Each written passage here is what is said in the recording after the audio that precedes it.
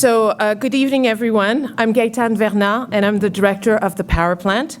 Thank you all for joining us for another installment of our international lecture series. Tonight, we are pleased and proud to feature a special presentation by acclaimed curator Massimiliano Gioni. The International Lecture Series is a vital part and a long-running program of the Power Plant. It invites the most dynamic artists, curators, critiques, and others from around the globe in order to present their work to Toronto's audiences. Tonight's lecture is co-presented with the Italian Cultural Institute, and I would like to sincerely thank their director, Adriana Frisena, for collaborating with us on this program. It's one of the first programs that Adriana and I worked on when I first arrived 2 years ago. So thank you so much, Adriana.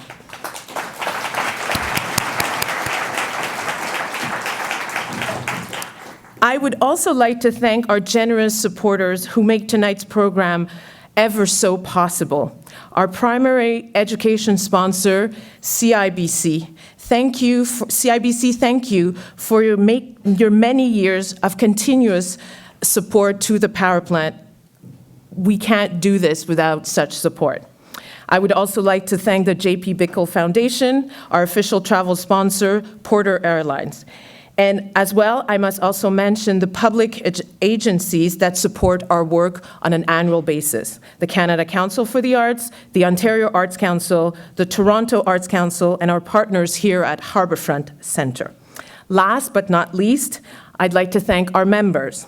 All lectures in this series, as well as our other programs, are free to members and their guests. So we encourage you, as some have done, to renew your membership or to become a member and to take advantage of this, one of our many benefits of membership. Now, please welcome Adriana Frisena, Director of the Italian Cultural Institute. Thank you very much and good night.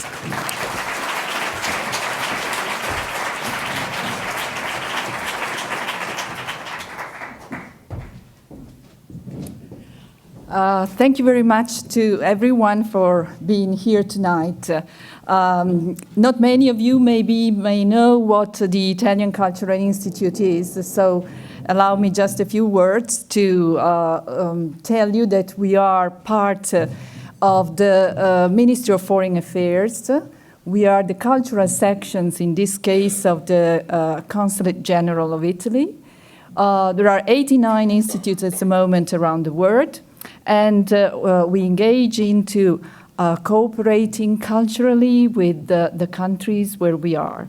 And in this case, I've been really lucky to be in Toronto and to have found so many partners so enthusiastic and willing to share with us a lot of interesting experience like that of tonight.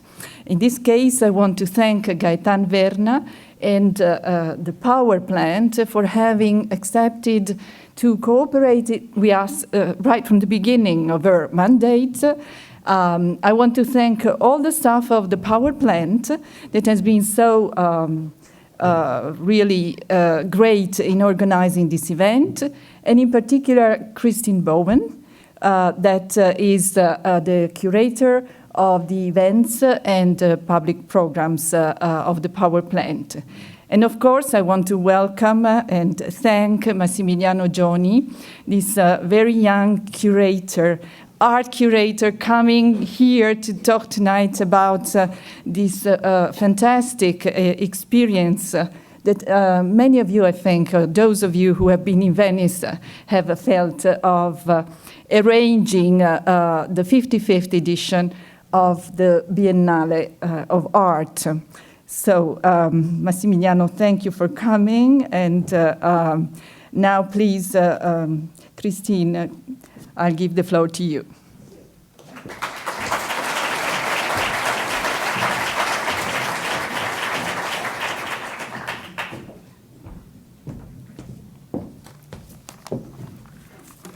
Thanks, everyone, for joining us tonight. It is my great pleasure to introduce you to Massimiliano Gioni, who is the Associate Director of the New Museum in New York and the Artistic Director of the Nicola Trussardi Foundation in Milan. In 2013, he served as the Artistic Director of the acclaimed 55th edition of the Venice Biennale, entitled The Encyclopedic Palace.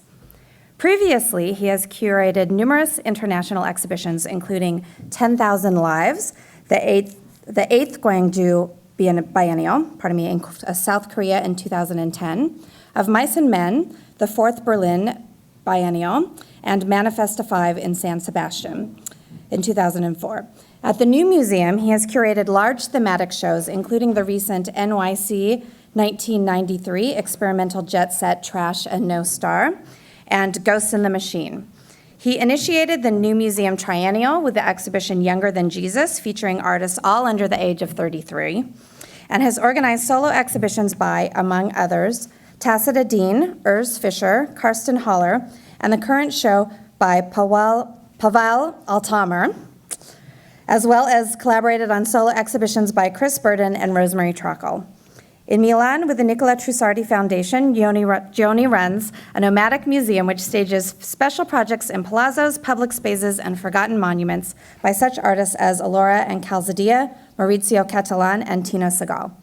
He also founded the legendary not-for-profit space, the Wrong Gallery, with Maurizio Catalan and Ali Subotnik, with whom he also created the magazine Charlie. We are so pleased he has taken the time to be here with us tonight, so please join me in giving a warm welcome to Massimiliano Gioni.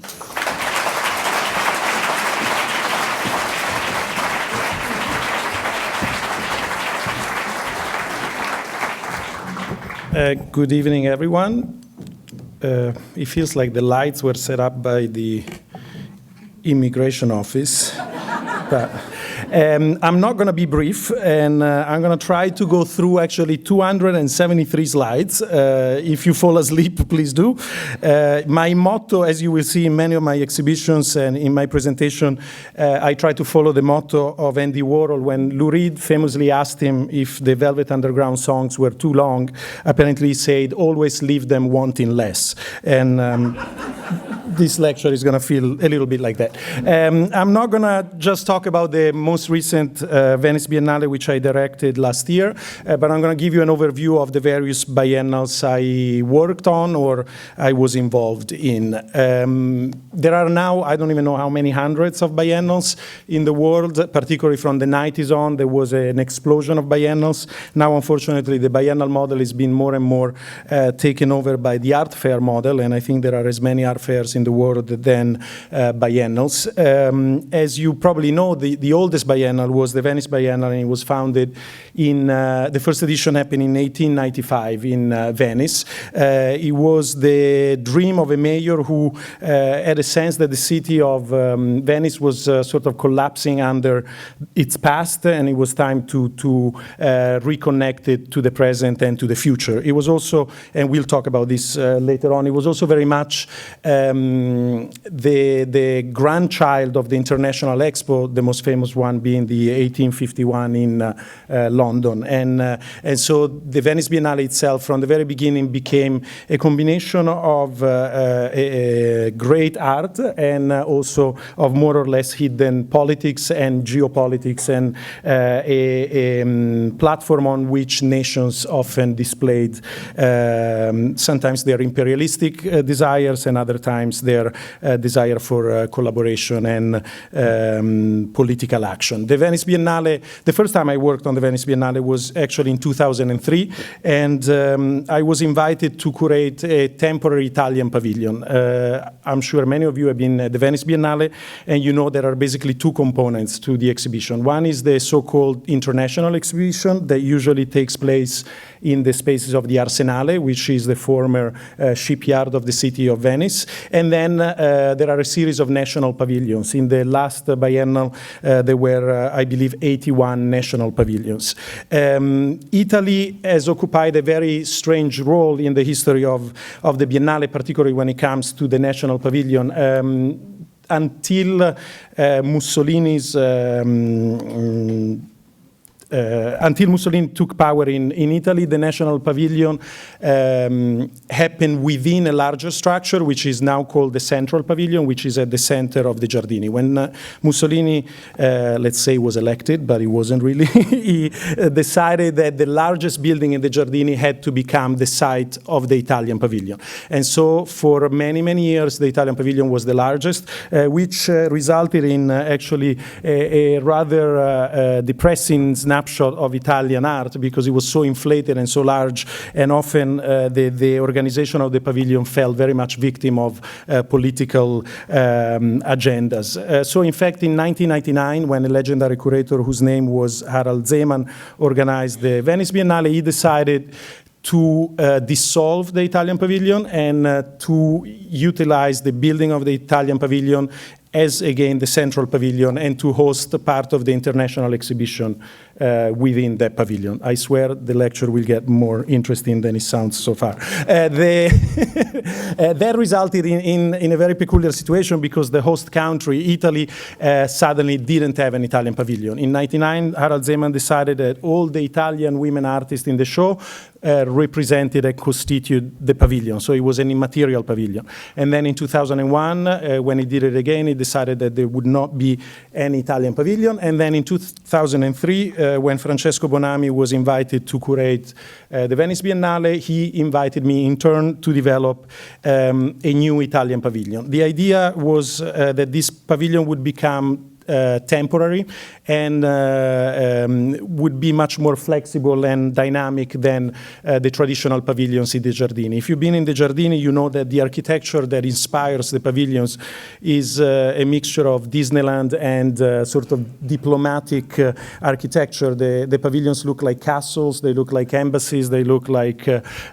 temples, and it's a sort of generic international expo architecture, which also at the same time provides much of the charm of going to the Venice Biennale, because it feels a bit like playing Risk. You know? You invade Ukraine, unfortunately people still invade Ukraine. You go and visit the United States and so on and so forth. So when I was asked to organized the Italian pavilion, I worked with a group of architects whose name was Gruppo A12, and we developed a project of a temporary pavilion, so a pavilion that was both symbolically and architecturally rootless, and that could be technically be taken apart and shipped to other destinations and to other nations. Maybe a little bit naively, we were envisioning an idea of nationality that was much more mobile and much more in tune also with the European Union and with a borderless idea of nationality. So here you see the sketch, the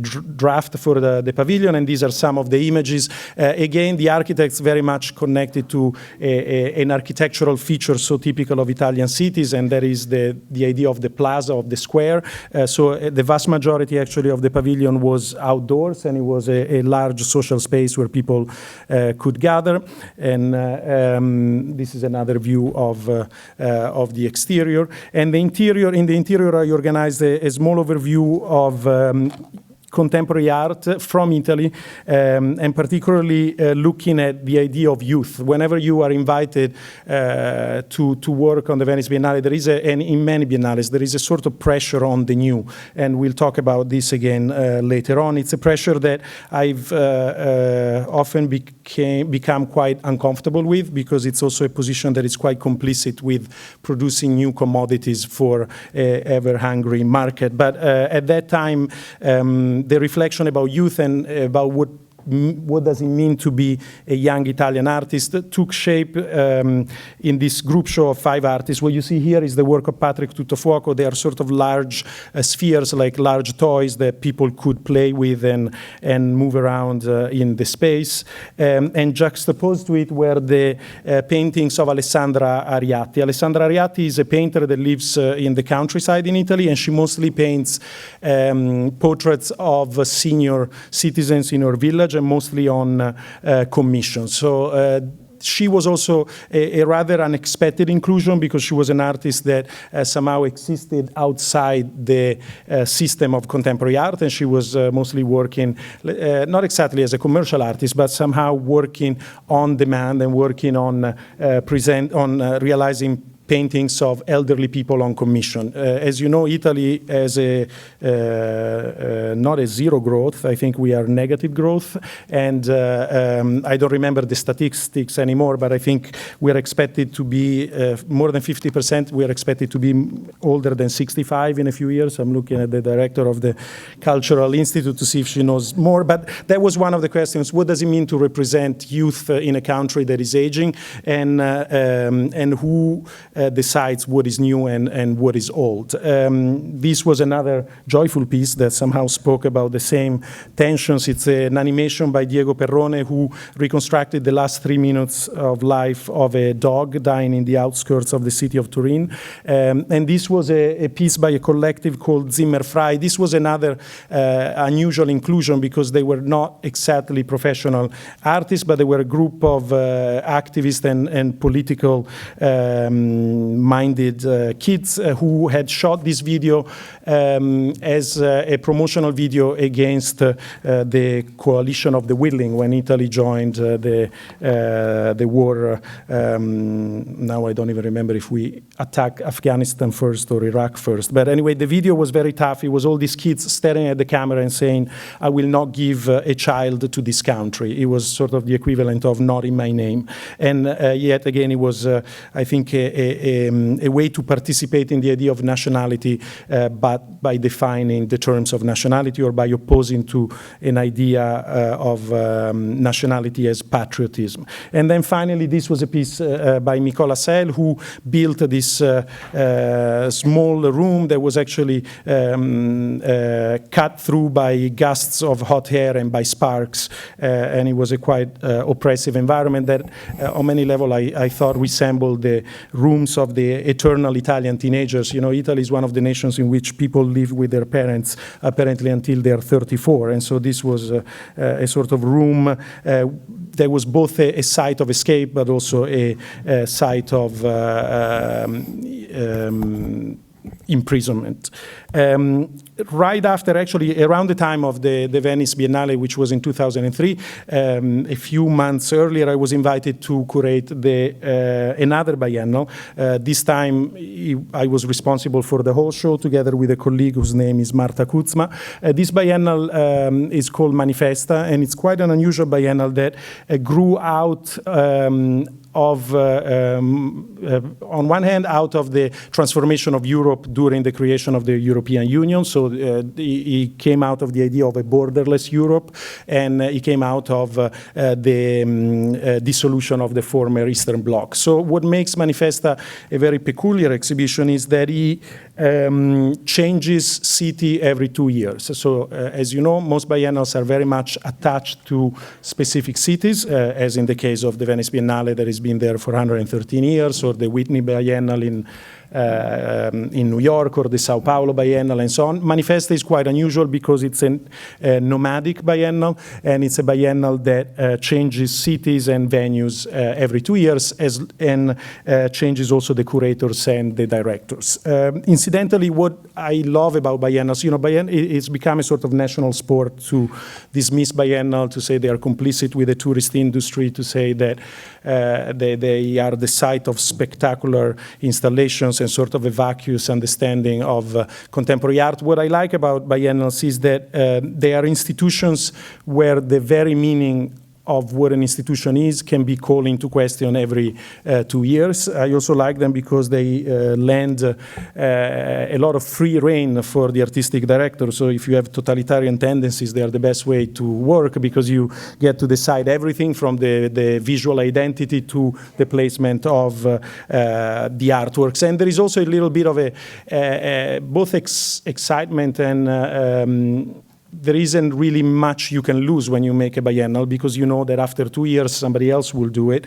And so I think you go into with a mindset of sort of risking everything you have. The other thing is that you very seldom can be fired by a biennial because the time is so short. And so that actually creates a situation in which I think it lends itself to experiments and to being more experimental. On the other hand, you cannot fire your staff.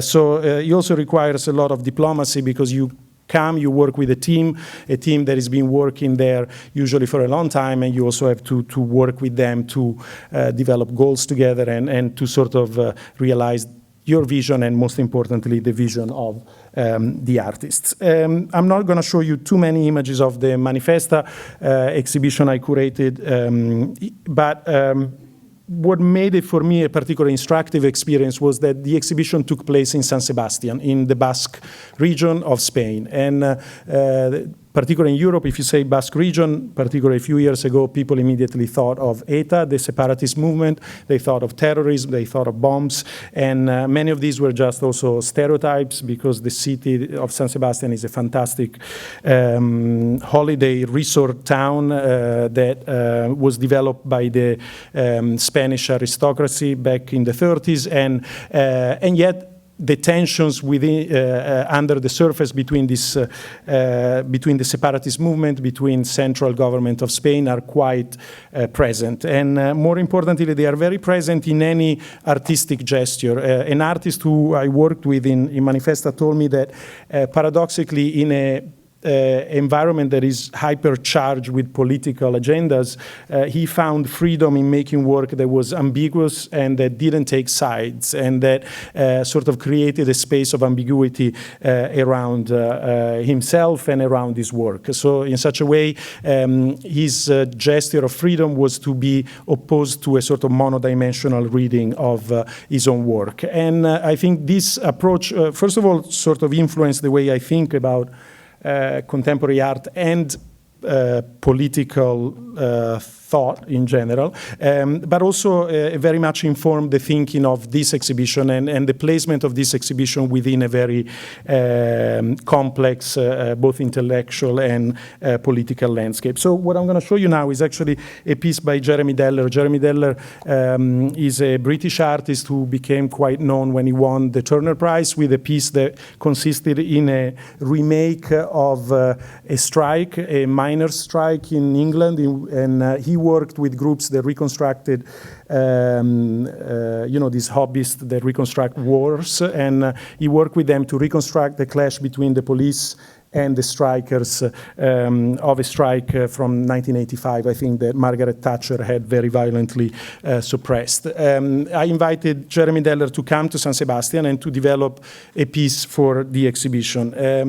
Jeremy came many, many times and started looking around, and he noticed particularly the way in which the public space was used in the city of San Sebastian. To summarize very drastically, there were three main manifestations of public occupation of the public space. On one hand, there was the sort of Sunday or Saturday evening stroll where, people dress up, they go for a drink, they go shopping, and they check each other out, the sort of leisure of the public space. And then, if I remember correctly, every Thursday night, the relatives of the people that had been accused of terrorism would march in the street of San Sebastian carrying signs with the photos of their relatives. There was a policy that forced the people accused of terrorism to be imprisoned in the south of Spain, so that the trip from the north of Spain to the south of Spain would become more expensive, more complicated. And so this march, which would happen every week, was to demand not to free the prisoners, but simply to return them to prisons within the territory of the Basque region. On the other hand, if I'm not wrong, on Friday or another day of the week, another procession would happen in which, with a very similar visual style, the relatives of the victims of terrorist attack would march down the street carrying photos of the relatives who had been killed in terrorist attacks. So when Jeremy started thinking about his piece, he came up with this idea of a parade, a public occupation of space in which different segments of the city of San Sebastian, the segments that usually remained invisible and didn't take to the street, would be invited to parade all together. The result was a sort of festivity with no reason and a kind of day of holiday in which the invisible cities that lived dormant within the city would come out together. So, for example, here you see this is a gay pride group marching on the street. This is the associations of tango dancers. This is, I think, the families of cleaning ladies of the city of San Sebastian. This is the people with the pink hands are the deaf and mute. The, let's say, potato-looking figure over there is a feminist group. On top is a HIV awareness activist group. Below is retired women and surfer association. And they all took to the street for a few hours and sort of spread a complete different experience of the city and a different experience of the occupation of the public space. And by doing so, they sort of open up, I think, a space of discussion and a space of encounter that at the same time created a territory both of freedom and ambiguity that goes back to what I was saying before about, I think, what political gestures can mean when it comes to contemporary art. Literally, when the exhibition opened in Manifesta, I was approached by the Berlin Biennale, which is a relatively young biennale that I think was created in 1998. So in that case, the biennale was developing along with the sort of explosion of Berlin as a capital of art or as a city of artists. And they approached me to present a project for the following Biennale, which was to happen in 2006. Since I had just finished Manifesta, I decided I didn't want to do the Berlin Biennale alone, and I wanted to do it with some friends with whom I had been collaborating for a while, and their names are Maurizio Catton, who is an artist, and Ali Subotnik, who is a curator and a friend. Together, we had started this place called the Wrong Gallery, which was, it was called a gallery, but it was not. It was just a non-for-profit. It actually consisted just of a glass door, which was constantly closed, and the exhibitions happened behind this glass door. So it was just a small space. We used to say that it was a gallery that ran at zero budget, so there was literally no money involved. We all worked for free, and we all just made the shows by asking for favors and trying to find resources. It was not a job. It was something we would do along with our own jobs, but it was also a space that became more experimental, maybe because also of the alliance with Maurizio Cattelan. So somehow having an artist within the team allowed us to get away with more.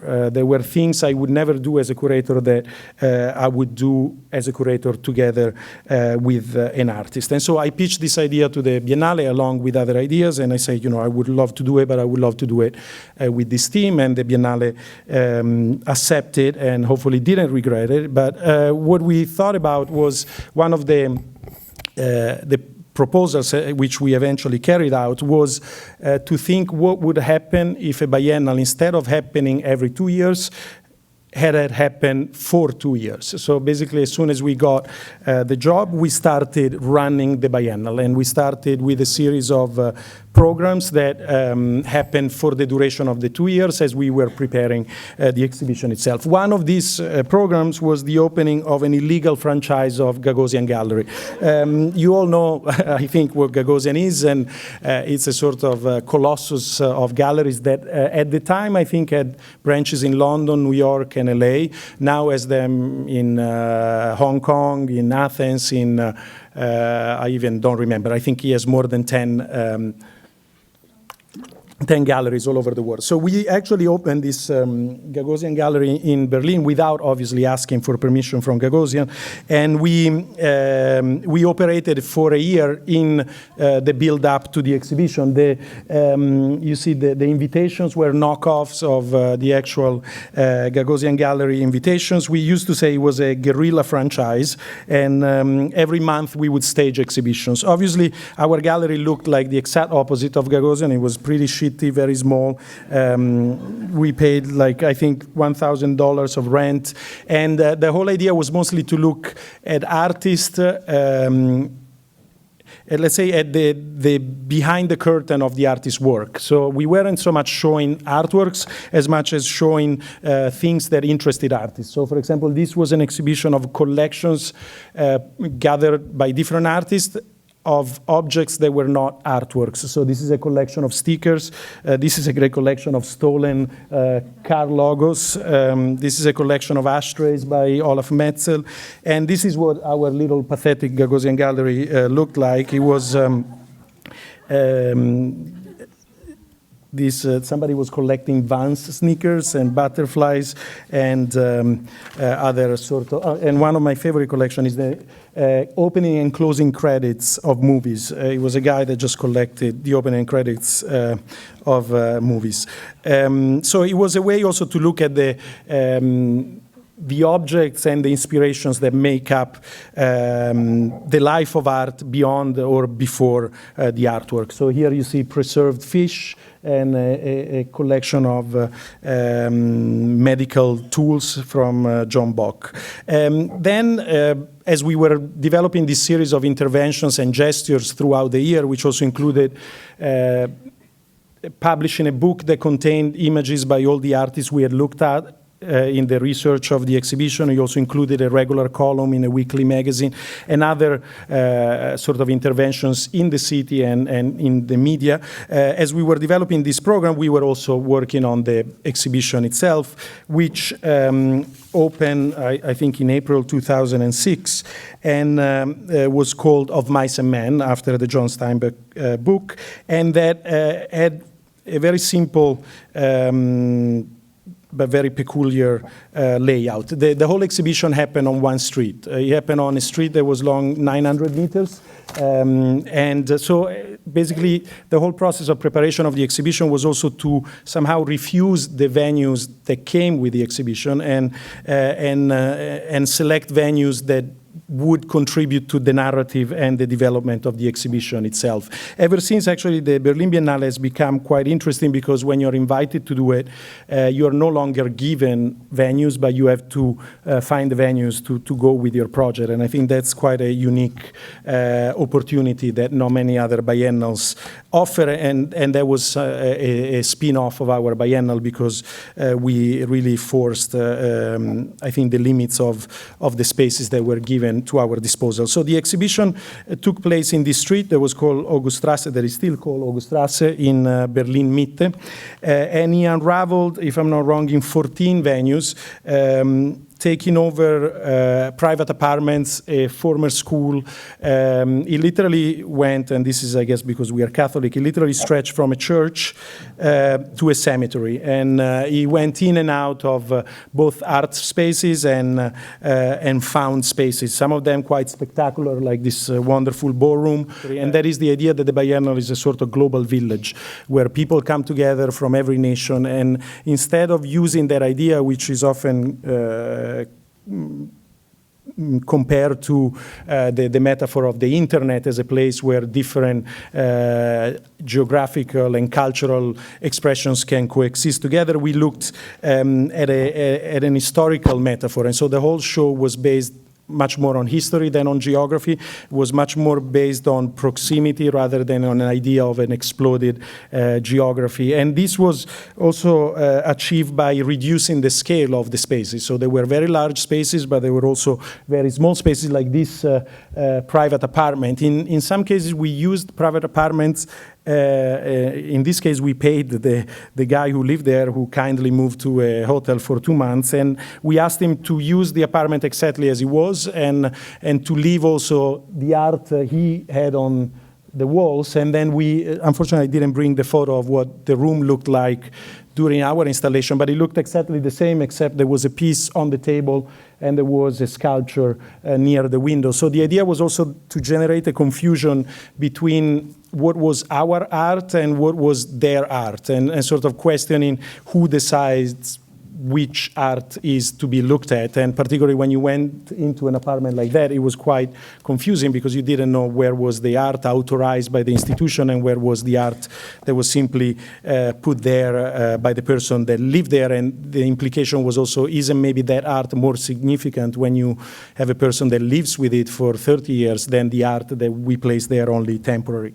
There were other examples of temporary occupations, let's say. Some were more neutral apartments like this. Others were containers just on the street like this. That was turned into a temporary cinema by Eric van Lieshout.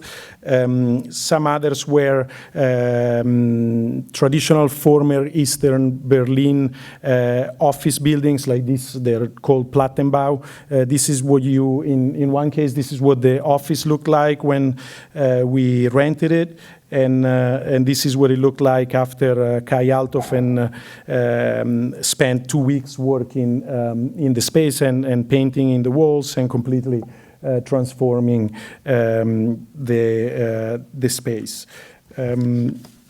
The central, oh no, actually this is the same view of the apartment. So you see the only art that has been introduced is the album on the table and the bed in the background. This is the work of Norbert Schontowski, who happened to have a studio on the street, and so we asked him to open the studio to the visitors. And, oh, sorry, I'm going back. And the central piece, though, was this very charged environment, which was a Jewish school for girls that was built in 1927, which was closed by the Nazis, was then eventually used as a collection point during the Holocaust. It became part of, it became part of East Berlin after the Second World War. It became a technical school, and then in the 90s was given back to the Jewish community, and basically since 93, I think, until we opened it in 2003, it remained completely closed and untouched. And we did a lot of work with the Jewish community to have access to it. And obviously it was a site that in the many layers of history contained not only the history of Berlin itself, but a history of traumas and conflicts that we found both very charged and also particularly interesting. And the challenge was what happens to art when you see it in this type of environment. So we proceeded to install a large part of the Biennale in this space, but we treated this space as if it was a memorial or as if it was an artwork in itself. So we tried not to remove anything. You see, we kept all the peeling paint. We kept, if there were lights that weren't working, we kept them not working. We kept as much as we could the dust. We kept you see, the sort of decrepit space. So the exhibition was a sort of time capsule in which artworks were installed within an incredibly charged environment that looked as though time had stopped. So this is, for example, a room of the work of Francesca Woodman. And the exhibition was thought of as a collage in which the artworks were layered onto other layers of history and other stories. So in which the artwork had to respond and speak either in a cacophony or in a polyphony of stories together with the story of the environment itself. So these are some other views.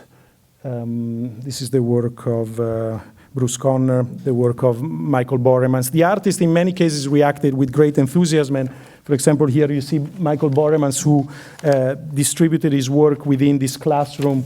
And for example, in the notice board up there, he mixed his own drawings with the documents that he simply found in there. This is again the work of Michael Boremans. This is the work of Roland Flexner. Diego Perrone installed in this, between the 90s and 2006, people sneaked into the Jewish school for girls, and so some of these graffitis were act of vandalism. This was a piece, one of the most spoken about pieces. It's a piece by a Polish artist, who reconstructed one of the deportation trains, and he did so with cardboard and paper, and it was installed in the center of the exhibition. And this is a view of the cemetery where the exhibition itself ended, and this is a piece by Stephen Shearer. I swear to God I didn't put it in because he's Canadian, it just happens to be there, and it was actually a piece outside, just off the street, that served as, again, a sort of opening or closing credit for the exhibition. Then for a couple of years I didn't do biennials. You know, you have to imagine that a lot of these exhibitions develop as I'm developing other practices and other exhibitions. So there is a continuous sort of cross-pollination between what I do with the Trussardi Foundation in Milan, where, for example, we stage artworks in non-traditional spaces, pretty much like we had done in Berlin. And then after Berlin, I was asked to move to New York to the new museum, and so a whole different experience of working within institution developed, which resulted in the way I think of biennials and vice versa. So from 2006 until 2008, I didn't work on any biennial, and then I was approached by the Gwangju Biennale, which is it's the largest and oldest biennial in Asia. It's in South Korea. It's in a city in south of Seoul, and it's a city of 1 million people, if I'm not wrong, and it's a city that has a very important history in relation to the democratic movement in South Korea. In 1980, most famously, there was a massacre that repressed an insurgence against the dictator at the time, and that became actually the founding reason for the biennial a few years later in 1995. The idea was to create a biennial somehow in that city to celebrate or to remember the uprising of 1980 and to celebrate a moment of communion between different nations. I know this sounds a little cheesy, but it was extremely heartfelt in the city of Gwangju. I was invited to curate the 2010 Gwangju Biennale, which was also particularly special because it was a 30 years anniversary of the Gwangju massacre. I started going to Korea, and that was a sort of quite mind-blowing experience because it was a bit of a cultural shock, and because, I mean, I've been to Asia many times and I've been also to Korea, but to start working and conceiving of an exhibition in a country where I spoke no language and where also the kind of signals were much more mysterious for me to read was a very instructive process. You know, when I go to Berlin, if I go to New York, I can sort of spot out who is an art world person. I can understand who is an intellectual, more or less, and you know, we all have learned how to process certain signal in the way people dress, in the way people behave. When I started going to Korea, it was like, you know, I was completely lost, and that forced me to also rethink what the exhibition could be like. And also, the Gwangju Biennale is one of the most visited exhibitions in the world. To give you an idea, it gets visited by 500,000 people in 66 days, and you know, it's almost mandatory for students from all over Korea to visit it, and the public that goes there is extremely diverse. And that started forcing me to think, first of all, that maybe in sort of contrast to the Berlin Biennale, maybe this time it was interesting to think of the biennale as more thematically tight. In Berlin, the idea was, rather than the themes, I wanted the atmospheres to be quite coherent. And instead, in Korea, I started realizing that developing a series of themes or a series of theses would make the exhibition somehow more readable by a much more stratified public. And I also started thinking of the biennale as a sort of pedagogical machine, pedagogical in the sense of a teaching device that happens through the senses and not through just text. I also was getting very tired and bored of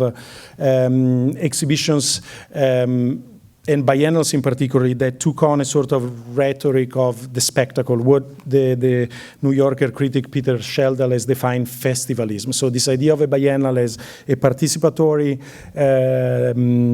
ritual of interactive art, large-scale installations which are fun and entertaining and mostly numbing in scale. Particularly also because of this pressure of the audience, I wanted to sort of subvert that expectation and create an exhibition that was more somehow built on discrete elements and that could accommodate large gestures, but also very small gestures. I also decided that I didn't want to do another sort of site-specific show. After Berlin, there was a bit of a fashion that biennals all had to happen in sort of these abandoned buildings. And so I thought, you know what, I'll do a show that it's all inside, that it's all in a museum. There is no public art, there is no gesture of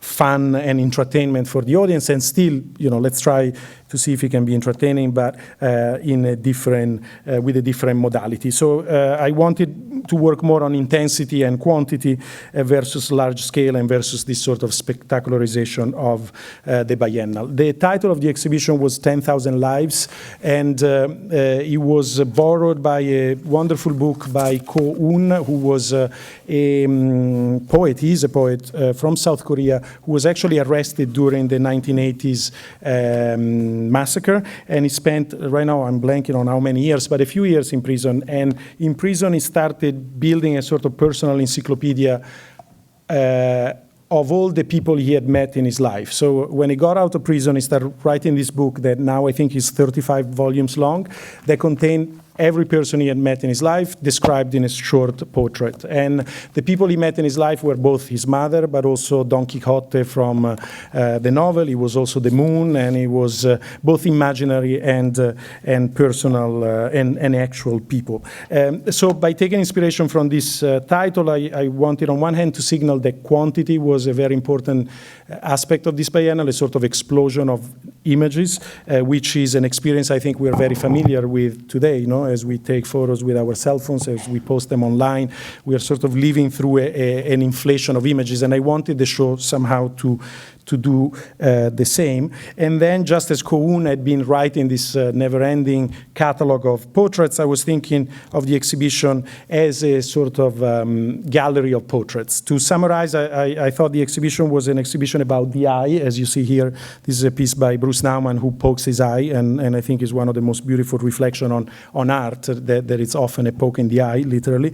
So it was an exhibition about the eye and an exhibition about the face, and about the dance between the eye and the face, which ultimately I think is what art is all about. You know, if you look back in thousands of years of history, the history of art is a history of people looking at people, and I know it's quite banal, but if you think about it, it's also quite mind-blowing that we don't tire of looking at ourselves over and over across the centuries. And in this exhibition, more than in exhibitions in biennals I'd done before, I started expanding more and more also the borders of what I consider was acceptable to show in a biennale. So that meant that the biennale showed artworks, and it showed also works of advertisement, works of sort of expanded creativity, works that were not made by artists, works that were not maybe even work of arts. This is, for example, a piece by, well, it's not a piece, it's a photograph by André Dediens from the first photo shoot of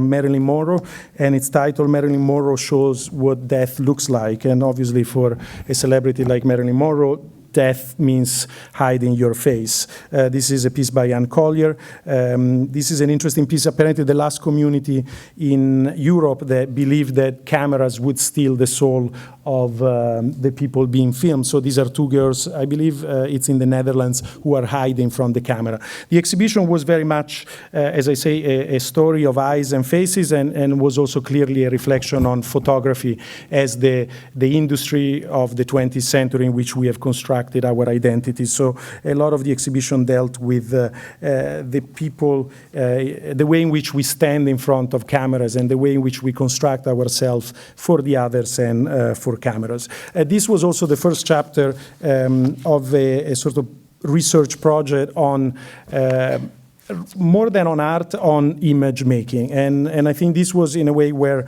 the Venice Biennale started, and we're going to get to that in a few images. I started getting more and more interested, less interested in art, to simplify, and more interested in the reasons why humans make images. Again, it's quite banal, but apparently humans are the only animals who make images. You know, throughout the 20th century, particularly the second half of the 20th century, we've been told that language is what distinguishes the animal from the human, but apparently there are many animals who have language, but not many animals who make images. As you know, the etymology of image comes from Latin. The imago was nothing but, sadly, a death mask. It was a wax mask that was posed on the face of people who died, and it was then preserved in the house to keep the memory of the dead. And so from this very etymology, it appears clear that images are the spaces where basically we try to hold on to people we love, and that the question of image in a way is a bigger question than art making, because it's somehow a question that we return to. And so the exhibition itself was very much a reflection on the act of building images and constructed images. So these, for example, are a series of pieces by Christopher Williams, who dissects cameras, so the place where images for a large part of the 20th century were constructed. This is a work by Franco Vaccari, in which every viewer to the exhibition is allowed to take a photo of himself and paste it on the walls, so the exhibition itself welcomes traces and images of all the participants. This is a piece by Fischli and Weiss, which contains 3,000 photos that they took throughout their life in their travels around the world. They look like perfectly banal stock images, and yet they are images made by artists. And so also the border of who defines what is beauty and who has ownership to the representation of the world, I think was underscored and underlined by this piece. Obviously, within the discussion of images and discussion of photography, the question of originality and copies was very present in the exhibition. So here you see the work of Sherry Levine on the right and the work of Walker Evans on the left. As you know, Sherry Levine took remade Walker Evans photos, and they were displayed for the first time together side by side, and they looked identical, but they are not, because Sherry Levine is taking photos from books, and so if you start looking at them, they're quite radically different, and obviously they're also different because a woman is taking photos that were taken by a man, and so the piece raises question on who owns the right to reproduction, both physical and metaphorical. Speaking of reproductions, this is the work of Elaine Sturtevant. These are not Andy Warhol's, these are paintings that she made using the stencils that Andy Warhol used for his paintings, so they look exactly like Andy Warhol's, but they are not. The exhibition also looked at the sort of hunger for images that distinguished the 20th century and the role of art in relation to a growing industry of image production. So this is the work of Elliot Porter, a National Geographic photographer, Harold Edgerton, who worked with NASA to develop new forms of representation and to make the visible invisible. The work of Harun Farocki. I'm trying to speed up because we still have a little bit, if you're not bored. This is the work of Hans-Peter Fellman, who collected all the front pages of the newspapers on September 12, 2001. So one of also the subtext of the exhibition was a reflection on images as spaces where we come to terms with traumas and how images can teach us to survive the disappearance of our loved ones, and how can images help us to deal with historical change and dramatic events such as war. This is a piece by Jean Fautrier from his famous series The Hostages, in which he painted the head of people being killed, and Thomas Hirschhorn trying to visualize conflicts in various areas of conflict. This is the work of Leandro Katz, who interviews the photographer who took the famous photo of Che Guevara on his deathbed. So how images construct also myths, and how images construct the identity of public figures. Or these are a series of posters of martyrs or suicide bombers, depending on which side you're on, of the Israeli-Palestinian conflict. These are posters that are usually disseminated in Nablus, in Ramallah, celebrating the people who take part in missions against Israel. And so here you see also the borders of what is art and not art start expanding more and more, and a kind of exhibition that I thought of more as sort of as a museum of ethnographic images started to emerge, which means that also the exhibition is much more anachronistic. So here you see the work, a collective artwork. It's called the Rent Collection Courtyard. It was a piece created during the Chinese Cultural Revolution to educate the peasants on the violence of the landowners. And this was a piece that traveled all across China as a sort of propaganda tool or as a book to instruct the people about the violence of land ownership. And obviously,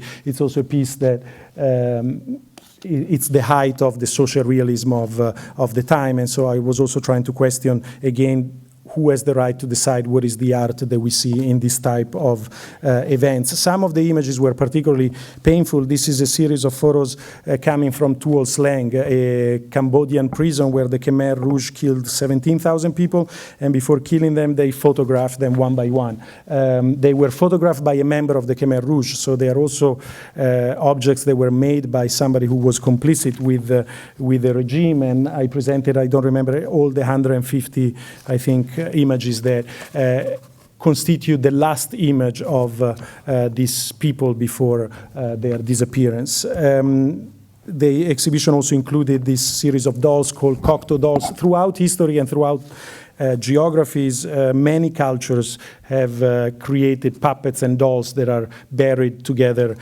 with our dead to sort of help them get across to the afterlife. You know, there is a recurring link between figuration and consolation when it comes to death. And so an entire series of the exhibition also dealt with dolls and why we make dolls, why do we make replicas, why do we make effigies of ourselves, and what comfort do we search in them. And so a large part of the exhibition was consisted in bringing Ines Endel's teddy bear project to Gwangju and recreated exactly as she had created in Munich, and it was quite an experience. It's 3,000 photographs and objects, and Dean Baldwin that took care of this project is here tonight, and I'm forever thankful because it was quite a nightmare. I think it was 8 containers of work that were taken there to create this museum within the museum. The show also, as you'll see when we get to the Venice Biennale, was very much interested in looking for less known objects by famous people. So for example, this is a film by Andy Warhol that he made of his mother, and these are all the objects that Andy Warhol collected of his mother. So he kept her clothes, he kept letters, he kept her hats, and he created what he called a time capsule of all the objects that he held on of his mother. And that was, to me, another example of the relationship between images and people and the way in which we come to terms with loneliness through images. And the closing piece in the exhibition, which was also actually the starting point for the whole show, was this incredible series of 68 photographs of a man whose name was Yi Jing-lu, who from 1901 until 1968 photographed himself every day. And so it wasn't an artwork, it was just a record of his own life, and the piece literally described the entire life of a person through images. When I was finally invited to, are we okay with time? 15 minutes? You tell me. Anyway, I'll just continue. And so when I was invited to do the Venice Biennale, it's like a death sentence, to put it as a joke, because it's usually, first of all, it's usually a job that you get later on in your career. And usually it's the end of a career. And it was kind of sucked that it was halfway through the career and I didn't really want to retire, but I was also extremely excited, and I would be lying if I say that I didn't want to do the Venice Biennale since I started going to the Venice Biennale in '93. And so it was a fantastic opportunity, but it's also a job that comes with incredible expectations that can never be met, and in which, as a curator, you're invested with this aura of being the person that is supposed to know everything about contemporary art and beyond, and show the public what art today is. I obviously was scared shitless of such a an opportunity. And I also started thinking that somehow I wanted, on one hand, to continue what I was doing in Gwangju, so to continue these exhibitions that I think of, as I said, as ethnographic museums of images. And I also wanted to make a show that somehow reflected on those expectations. And I realized that on many levels, the Venice Biennale in its history is ultimately an exhibition about the dream of knowing everything and about the dream of bringing all of contemporary art in one place. So I was particularly interested in this idea of a universal knowledge and what does it mean today in the age of extreme relativism to still be charged with this impossible role of bringing the world together in one place. And so I started thinking, well, as you've seen also in the last piece that I show you from the Gwangju Biennale, I was more and more intrigued by figurative expressions which were less and less artworks, or that could be artworks, but they were also testimonies or relics of existential adventures. And the idea was that I was more and more intrigued by an idea of art or image making that it's more open, that it's not necessarily the territory of professional artists, and that is something we all do. We all make images. Some of us are better at making them, but that doesn't mean that all the images we make are not worth being engaged with, if anything, because we make images, as I said before, to hold on to what we love. And when I say this, many people think, oh, he's such a cheesy guy, but I'll use an example that William Mitchell often uses in his classes. He says, for people who don't believe in the power of images, first of all, think of how many of you have an image of your daughter, your lover, your mother in your wallet or in your cell phone. And then if you are brave enough, take out that image and scratch the eyes out of your mother's picture. I'm sure not many people in the room will do it, and if there are, I don't want to meet them alone in an alley tonight, because most likely they'll try to kill you. So that were some of the thoughts that were going around my mind, and I started thinking of this particular edition of the Biennale as an exhibition that somehow would look at the desire to know everything and the failed desire of knowing everything, which is a myth that runs throughout the 20th century and maybe throughout the history of humanity. I was lucky enough also to meet this gentleman over there whose name is Marino Auriti. Marino Auriti is was an Italian-American who left Italy because of fascism and went to live in Pennsylvania, and was a car mechanic, and in his free time he dreamt of building the Encyclopedic Palace, or he called it Il Palazzo Enciclopedico del Mondo. What you see here is the model of the Encyclopedic Palace, which was supposed to be 136 floors tall, and in his mind he would have taken over 16 blocks of the city of Washington. He was so convinced of the geniality of this building, which according to him he would have contained all the world's knowledge from the wheel to the satellite. He was so convinced that he actually took out a patent on it, and also went looking for money to build it. In fact, the only times in which it was shown in the foyer of a bank, because he was trying to raise money to build it. So I decided to title the entire exhibition after the impossible dream of this illustrious nobody. And as the title signal, the Encyclopedic Palace and the reference to this illustrious nobody, I wanted the Biennale, first of all, not to be just focused on the new, but also to open up to look at history. Marino Auriti was building this building in 1955. In fact, it's only a recent phenomenon that people assume that the Venice Biennale is about the new. If you look at the history of 100 years, yes, they have shown the best artists of the moment, but often they included sort of retrospectives and historical combinations of material. So I wanted to resuscitate that experience, maybe also because I happen to be the youngest director, and so I thought, you know what, I'll just give them the old, so they'll be frustrated and maybe happy.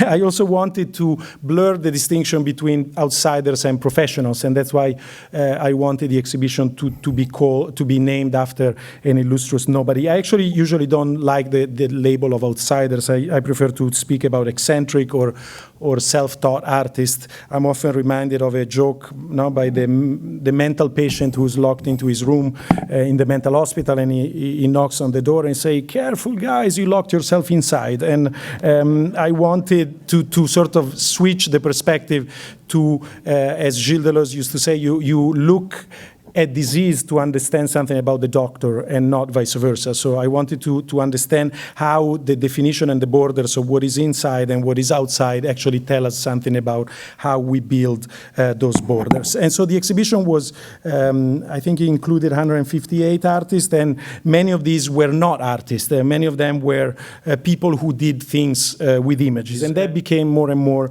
the theme of the exhibition. So the central theme of the exhibition was how do we use images to get to know ourselves and to get to know the world around us. So if the Gwangju Biennale was an exhibition about about people and images, the Venice Biennale became more and more an exhibition about the image within the self. I encountered a great book around the time of preparing the exhibition by Hans Belting called Anthropology of Images, and he said something quite simple, but again quite mind-blowing. He says, the first locus of images is our body. We close our eyes and we dream in images. And so before the cell phone, before the screen, before the computer, the first screen is the human body and the image is embedded in us. And that was a guiding principle of the exhibition in trying to understand the location of images within ourselves. So particularly in the central pavilion, which is the images you're seeing here, the exhibition looked at images within our mind, within our bodies, what you see when you close your eyes, so the image within ourselves. What you see, for example, all around, those are the blackboards of Rudolf Steiner. Rudolf Steiner is the famous educator and philosopher who enjoyed an incredible popularity at one point at the beginning of the 20th century. He was famous, more famous than Zizek. And he, just as Zizek gave so many lectures, he apparently gave more than 5,000 lectures in his life. And for every lecture, he made what were the sort of predecessors of PowerPoint presentations. So those are blackboards in which he illustrated his theories. And the guy was a maniac. Apparently, he gave lectures to workers when they were on their break. He would just go to them and give a lecture about bees or about the sun, about the brain. Not many of them have any scientific grounding, but throughout his life, he made thousands and thousands of these drawings. So what you see actually in these images are only a small slice of the images that he made in 1 year of his life, in this urge to understand and to describe both his interior and the world around himself. The show contained many examples of artists who had been eclipsed from the official canon of art history, and many examples of artists who were not taken seriously when they were alive for reasons that, for various reasons. On the right, you see the work of Hilma af Klint, who was making these beautiful abstractions around 1912, so at the same time as Kandinsky, but she believed the abstractions were dictated to her by superior beings, and so she's been sort of write off by the history of art because she was believed to be a little cuckoo. This is Augustine Lesage, an artist who was also admired by the surrealists. He was a miner, and he painted these paintings with a candle on his head, and again he painted them because he believed God told him to paint them. And this is the work of Mcqueen, who made these drawings with a pendulum, and they were drawings that she made either to read the future of people that would go and see her or to cure them. I'm not, I don't want to come across as a new age freak, and actually since I've done this show I received the worst mail from like the craziest people because they think I'm like, interested in supernatural being. What I was more interested in was the experience of being possessed by images, which is an experience we all have today, when we turn on our phone, when we look around. And today is an accepted phenomenon, which I find creepy because we are possessed by commercial images. And instead, these people who were possessed by beautiful, ethereal images were sort of pushed aside because they were not believed to make true art. There were examples of sort of collective practice, like these tantric drawings. So these are anonymous drawings that are made as meditation drawings. And juxtaposed with the work of Ron Nagel, who makes these sculptures before falling asleep. So the act of sleeping and dreaming was particularly relevant in the exhibition. These are a collection of houses that Peter Fritz, who was a clerk in an insurance in Vienna, made throughout his life. They are all imaginary buildings that he built out of cookies, boxes, and found paper. And as you see, the idea, obviously, of the encyclopedic, the catalog, the collection, as a place where we put order in the chaos that is life and that is maybe our mind or my mind was a recurring feature in the exhibition. This is a very touching work by Arthur Zimiewski, in which he asked people who are blind to paint the world as they see them. And so they, surprisingly enough, paint the sun as we paint the sun. And I find an incredibly touching work, because you start wondering yourself, where is the image within your body and what is that you're actually seeing. I'm rushing through some more images. Now it's going to sound a bit like a freak show. This is Friedrich Sonderstein, who was hospitalized and made these beautiful drawings that were loved by André Breton and the Surrealists. Again, he was a non-professional artist embraced by professional artists. I often say, when people say that he was the outsider art biennale, I often say that you should remember the 20th century, the canon of the art history is built on Cézanne, but is also built on Rousseau. So from the very foundations of the 20th century, art is actually a story that often includes the self-taught. And ultimately, I believe every artist is self-taught. Every artist is teaching himself or herself what to do with materials and how to bend materials to say what he or she wants to say. These are the works of Morton Bartlett, who spent his life playing with dolls he made, and they were found under his bed when he died, and they were displayed in a room with a series of works by Karl Andre. The works by Karl Andre obviously are not like the famous floor pieces by Karl Andre, and as I did with Warhol in the Gwangju Biennale, I was more and more interested in a sort of idea of minor art. I think nowadays the idea of the masterpiece has become very complicit, on one end with the entertainment, 5 minutes, a little more, with the idea of entertainment and the idea of spectacle. And so I was more and more interested in an idea of art that is minor, not because it's made by freaks, but because also when it's made by famous artists, it refuses the idea of the frontal, self-celebratory masterpiece and engages instead with minor gestures. Like, this is a beautiful example of minor art, I think, by Fischli and Weiss. It's called Suddenly This Overview, and it's an encyclopedia of events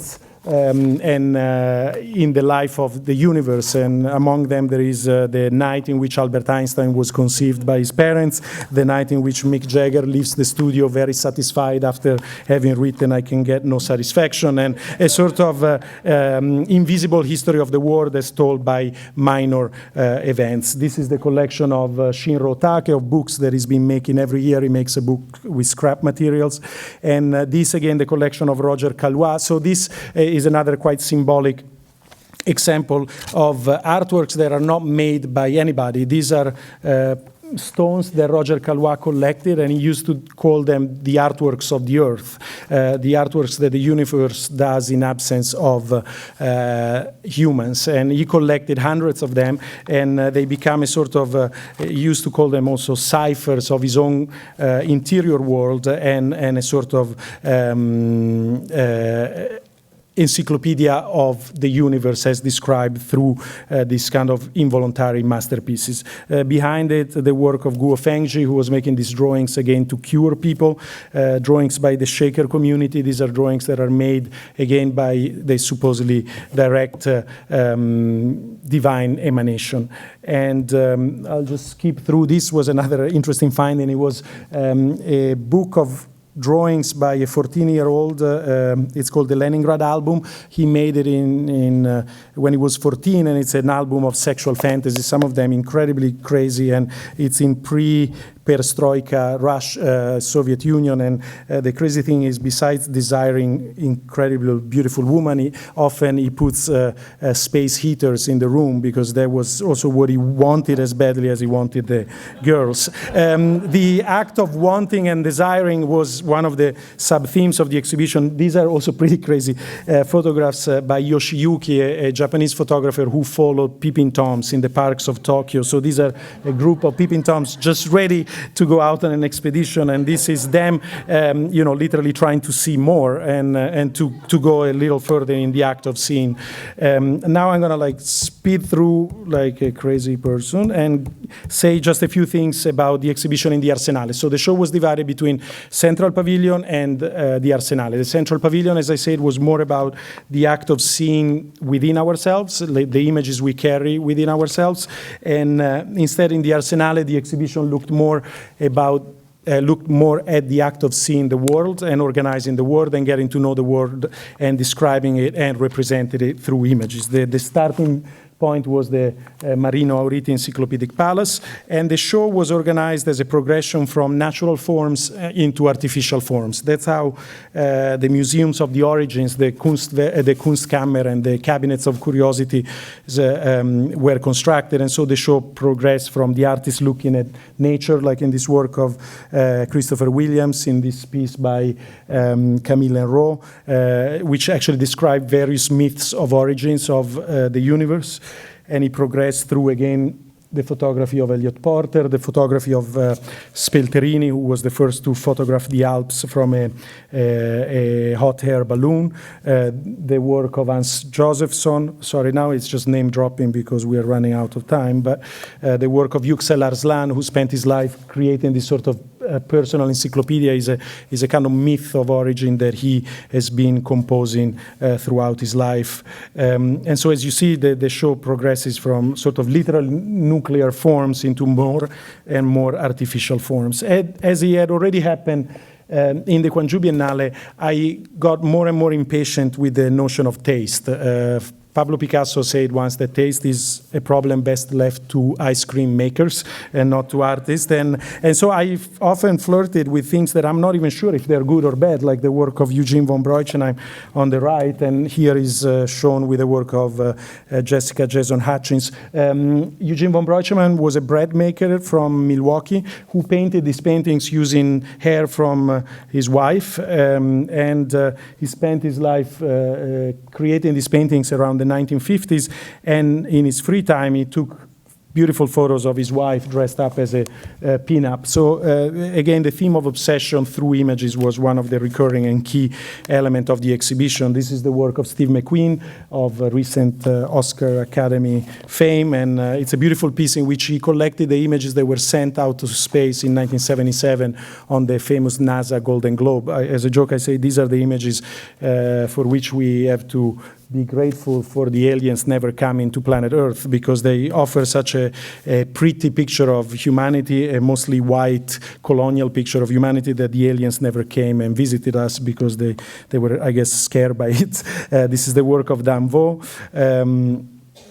and Ed Atkins, and I just maybe stop, I'll stop halfway through, unfortunately, of the Arsenale, but this is the work of Robert Crumb, which presented the entire Genesis, illustrated word by word. So there were this sort of total work of arts and total life adventures that recurred through the exhibition. Some of them more or less grandiose, like Robert Crumb, and others much smaller and modest, like the work of Shinichi Sawada, who is affected by autism and has been spending his life making these beautiful sculptures and in solitude, and a sort of, again, exploration of an imaginary world and an individual world, which was very much the driving force of the entire exhibition. I'll stop here because otherwise you don't have time for questions, and sorry, it's not a good ending, but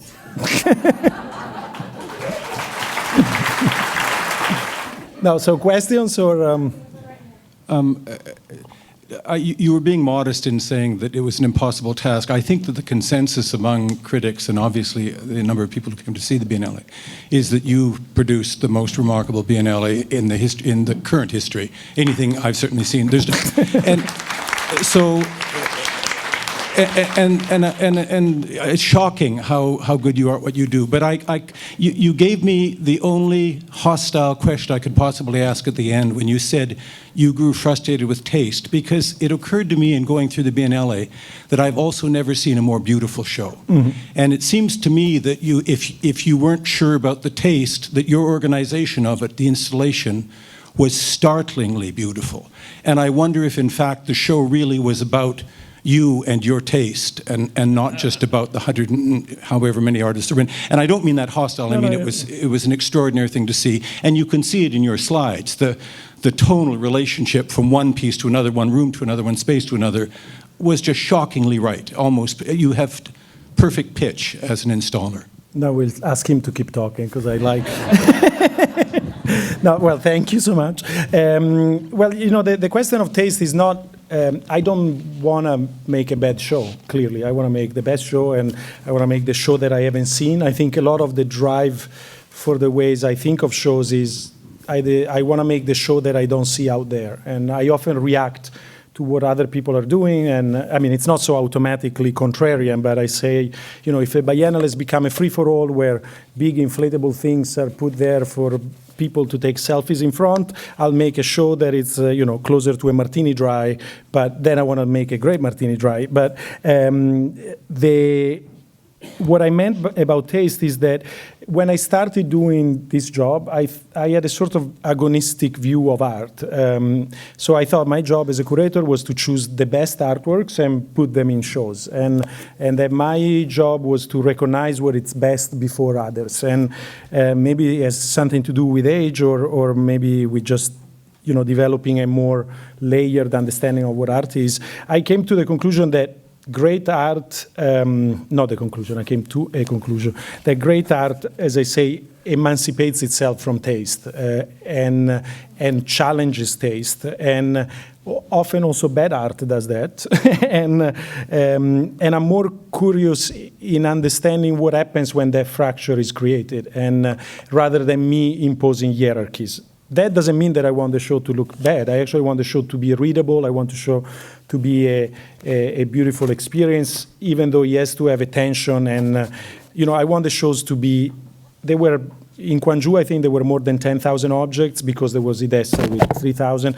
In Venice, there were around 5,000 individual objects. So I want the show also to be a kind of mad experience in which you go through and you sink deeper and deeper, but that in a way has nothing to do with taste. You know, this, for example, is a section of the Biennale that I curated. I invited Cindy Sherman to curate. And what came out was this sort of cabinet of curiosities where Paul McCarthy, Jimmy Durham, and John De Andrea can be next to each other. And often, actually, by looking at exhibitions done by artists, I try to learn this freedom and this, you know, I like to speak about promiscuity. You know, I want museums to be promiscuous, and this probably will never get me a great job. But I don't want the museum to be a place where hierarchies are confirmed, but I want the museum to be a place where hierarchies are questioned and where the canon is sort of dissolved rather than created. And that means, for me, working with taste or against taste, but it's and it means that the show is not about my taste. It's about questioning what the experience of taste is. You know, yesterday somebody told me Marcel Duchamp said that taste is shit, which leaves a bad taste in your mouth when you say it. And could you talk about the seeds of your interest in curation as a practice? And because we're here in Toronto, I wondered if you could talk about any influence Odessa Hendelis may have had on your work. Yeah, well, I don't like the word curation. I've been for a long time embarrassed of saying curator, and whenever I go, you know, my Microsoft Word still underlines when I write curator as though it doesn't exist as a word. And certainly when I go through immigration, they look at me like I'm a witch doctor. I say I'm a curator. It's like, what do you exactly do? So on one hand, you know, I didn't know I wanted to become a curator until I heard, like I knew I wanted to be with art, and I knew I liked art, and I liked artists, and I wanted to be with them.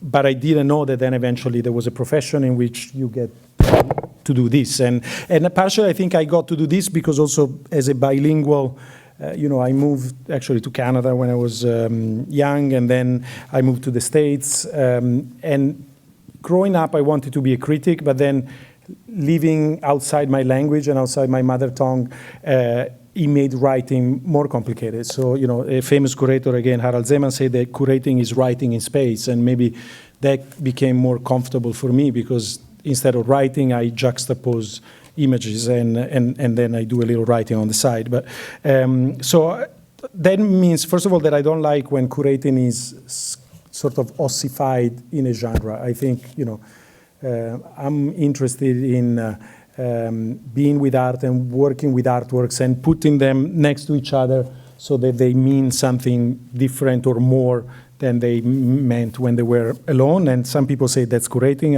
I think it's what I enjoy doing. And in terms of Idessa's influence is, I mean, it's a very interesting question. I started being interested in what she was doing at the time of the Berlin Biennale, because also a lot of her work had to do with trauma and the Holocaust in relation to image making.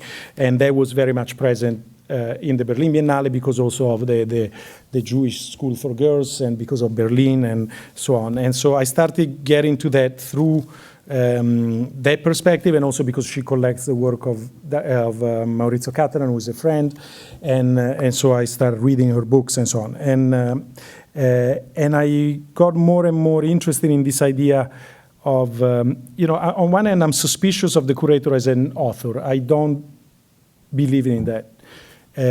Or maybe I do, but I can't think, I don't like when people start by saying that, you know.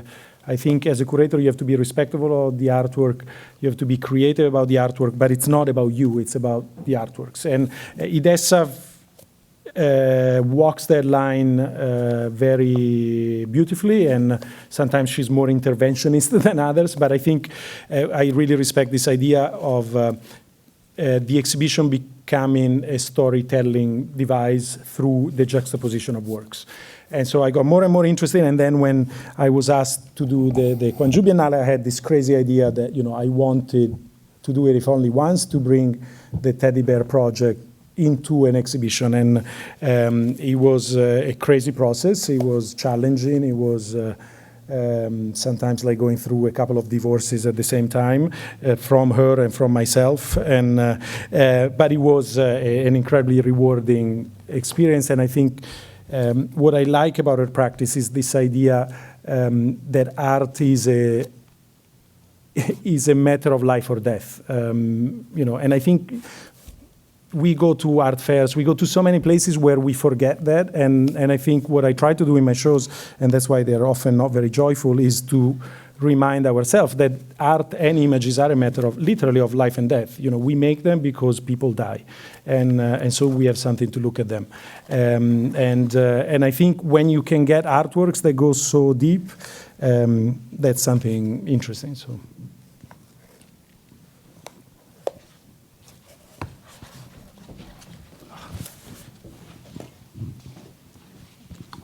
Can you elaborate on the influence politics has played in your projects and in the artists that you've chosen? Well, that's usually I get that question much more aggressively, like, you're not politically enough, you're just entertaining. I think there are a few, in Italian, it's a very overused quote in Italy. Elio Vittorini, who was a great writer and editor, he famously said that art should not play the flute to the revolution. He was a communist, a member of the Communist Party, who notoriously had a big break with the Communist Party after the Second World War, because Italian communism was sort of embracing the diktat of social realism, and he said, bullshit, art should not play the flute to the revolution, and he said the revolution in art is a matter of linguistic renewal and not of illustration of political ideas. And even though I'm often accused to use this as an excuse for not being political in my work, I strongly believe it. And throughout my formation, you know, the role of Dadaism and Surrealism has been very influential in thinking of a political position that is not illustrative, but that is linguistically innovative or innovative. I'm clearly linguistically innovating with my accent as we speak. But so that's like, for me, politics is about breaking the texture of normality. And that you do not by talking about political themes, but by the artwork being disruptive of normality. And so that's what I believe, and sometimes I get like accused of being too consolatory, but I think, you know, I think also there is a genre of political art that is performed in biennals and international shows, which is much more illustrative than the art I like. Simply because you're talking about disparity doesn't mean that you are doing something political, and so that's what I believe. And I always say that the Surrealists carried out a war and a battle throughout their life, between the Communist Party and themselves, but they still called their magazine first the Surrealist Revolution, and then Surrealism in service of the revolution. So, I'm not like a revolutionary, but I think revolution happens within art and then sort of infects our way of seeing the world. So there is a question back there. Oh, thank you. I wonder if you can say something like about subjectivity, or like if that's part of what you're the subjective, getting at, yeah. like, because that's what came through to me when I saw it, that I and with the two sides, either subjectivity, like from auto-affection or from being affected from things. Yeah, it's a tricky question. Sorry to interrupt you, but it's, on one hand, I think there is nothing kitschier than the idea of a romantic subject that stays at home and makes art. I don't, it's very complicated. I don't know if I believe in that. I don't buy that. And in the name of that myth, terrible art is made. So I strongly believe that art is a cultural game, and it's, I always say art is something you do, it requires two people to make art.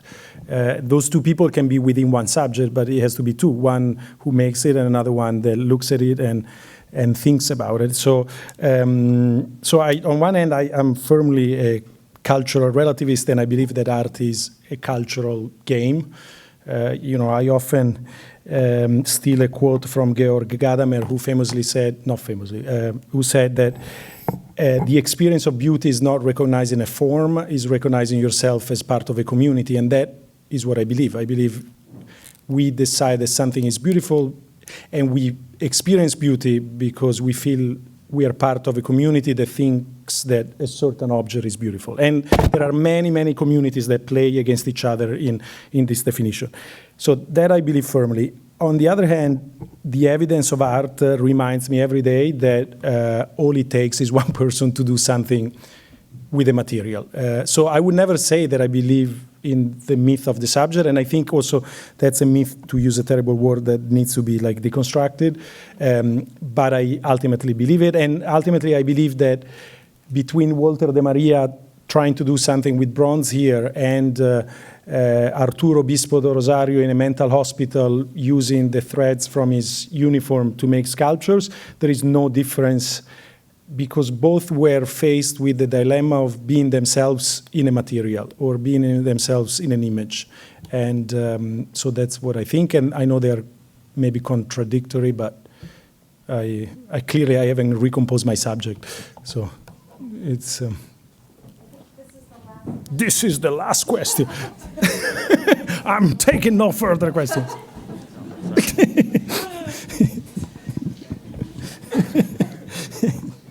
Hi. I'd like to ask more behind the scenes of how you work and how you think on such an incredibly huge project. Mm-hmm. Did you actually have the opportunity to meet all of these artists, and how did you come to them? Were you already informed and aware of their work? No. So by the time you came to them, you already had a very good understanding of what you were going to do with them? Or was it a starting point of being attracted to their work and then working together with them to form the message? Well, there are a few. First of all, I should have said it, and that goes back to the subjectivity question. You don't make a biennale, you never make a show alone, and particularly you don't make a biennale alone. You know, my shows are often, I say they're like the result of a sort of collective intelligence, and you know, for a biennale like this, there were more than 100,000 words in wall text, and obviously I didn't write them all. I don't know 100,000 words, and there was a team of people that I had the pleasure of having worked before in Gwangju, and you know, what I've been enjoying more and more is that there is a team that I work with, and one is maybe the writer, the other is the one that does the digital rendering, and with whom I meet weekly, and we install the show.